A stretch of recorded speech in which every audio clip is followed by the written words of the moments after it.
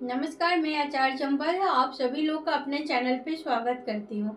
आज मैं बताने वाली हूँ कि किसी की जन्म कुंडली देखकर हम कैसे बता सकते हैं, कैसे कह सकते हैं कि इनकी कुंडली में पद उन्नति का योग बना हुआ है, यानी कि प्रमोशन का योग बना हुआ है।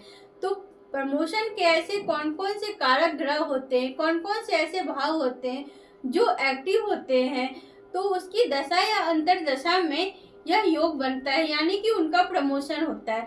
सभी लोग चाहते हैं कि मेरा प्रमोशन हो, प्राइवेट सेक्टर हो या गवर्नमेंट सेक्टर हो। सभी लोग इस चीज की इच्छा रखते हैं कि हमारा प्रमोशन शीघ्र हो और एक हम उच्च पद की प्राप्ति करें।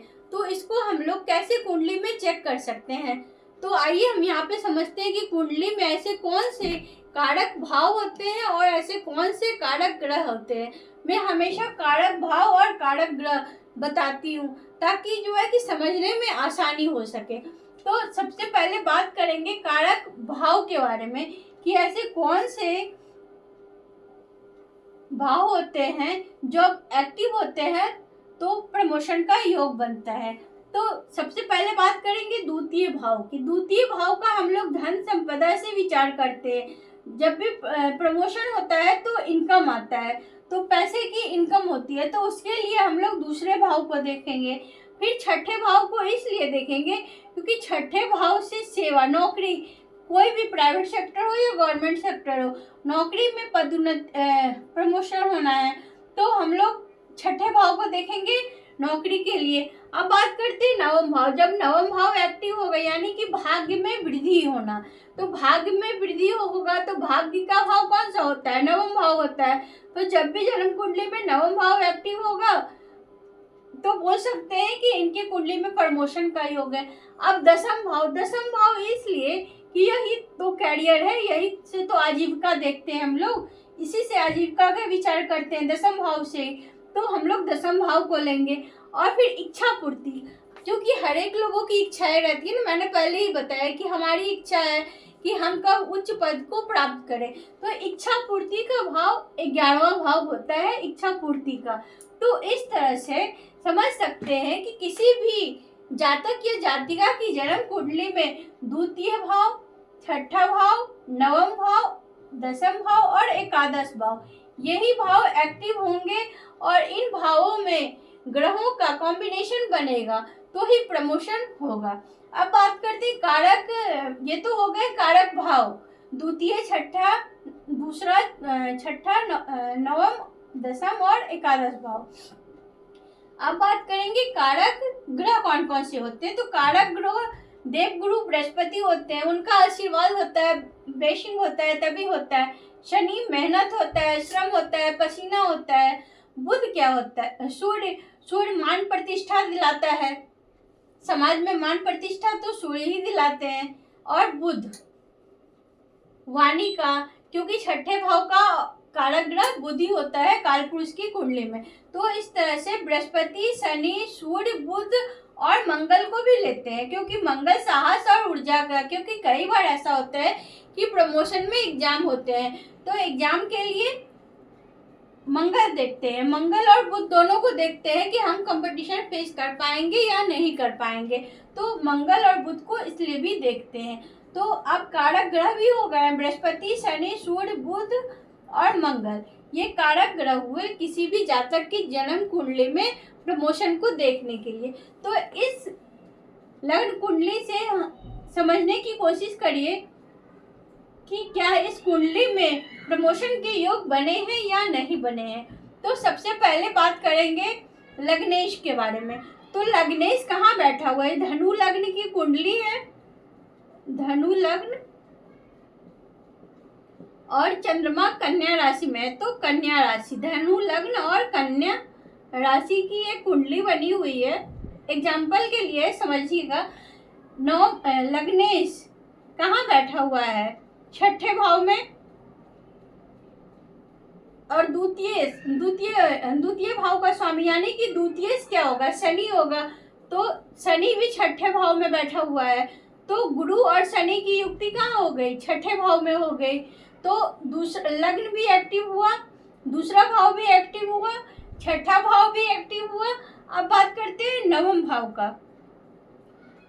नवम भाव की जब बात करेंगे तो नौ में सूर्य है जो कि दसम भाव में बैठा हुआ है चंद्र और बुध के साथ।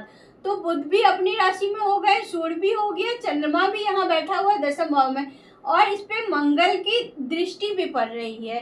तो कह सकते हैं कि दसम भाव भी इनका बहुत स्ट्रांग है। अब बात करेंगे 11th हाउस की, इच्छा पूर्ति का। तो इच्छा पूर्ति के भाव में अपनी ही राशि के शुक्र यहाँ बैठे हुए हैं जो छठे भाव के स्वामी होकर के इच्छा पूर्ति के भाव में बैठे हुए हैं। तो इस तरह से हम समझ सकते हैं या कह सकते हैं कि जब भी कोई एग्जाम होगा, तो ये हमेशा उस कंपटीशन को पास करेंगे और इनका हमेशा जो है कि प्रमोशन होगा, पद उन्नति होगा। अगर ये छोटे लेवल से भी शुरू करेंगे, छोटे लेवल से भी इनकी ज्वाइनिंग होगी, तो ये एक उच्च लेवल पे जाके इनकी रिटायरमेंट होगी। क्योंकि इस तरह की कुंडली में योग बने हुए हैं, ग्रहों का इस तरह से कॉम्बिनेशन है कि ये कभी भी अपनी लाइफ में कोई एग्जाम हो, कोई कंपटीशन हो, फेल नहीं होंगे और जो इनका कैरियर है बहुत ही अच्छा होगा, उज्जवल होगा और ये उच्च स्तर को प्राप्त करेंगे। इनकी आजीविका बहुत अच्छी रहेगी क्योंकि इस तरह से ग्रहों के कॉम्बिनेशन बने हुए हैं। तो आप लोग समझ गए होंगे कि जन्म कुंडली में लग्न, द्वितीय, छठम, नवम, दसम और 11वें घर का कॉम्बिनेशन इन ग्रहों से कैसे बन गया, और बहुत आसानी से आप लोग समझ गए होंगे। मैं इस तरह का चार्ट लेके आई कि समझ सकते हैं। तो ये तो हो गई इनकी कुंडली में ये योग बने हुए हैं। तो कह सकते हैं कि आप हमेशा निरंतर जो है, लगातार जो है कि आपका प्रमोशन होगा, कभी रुकेगा नहीं। अब बात करते हैं दशा अंतरदशा इनको कैसे सपोर्ट करेगी। तो जब भी दसम भाव का संबंध यानी कि दशमेश का संबंध बुध से होगा, या दसम भाव का स्वामी दसम भाव में ही बैठा हो, नवम भाव का स्वामी नवम भाव में बैठा हो, या नवम भाव का स्वामी दसम भाव में बैठा हो, तो ये योग बनेंगे। अब बात करेंगे कि लग्नेश, यहाँ पे जैसे कि लग्नेश गुरु है, धनेश शनि है, तो ये भी योग बन गया कि लग्नेश का छठे भाव में बैठना या छठे भाव के स्वामी का अपने ही भाव में बैठना और गुरु की दृष्टि या शनि की दृष्टि पड़े तो भी प्रमोशन के योग बनते हैं। और लाभ भाव में या तो भाग्य भाव का स्वामी जाकर के लाभ भाव में बैठ जाए, या धन भाव का स्वामी जाकर के लाभ भाव में बैठ जाए, या लग्नेश बैठ जाए लाभ भाव में।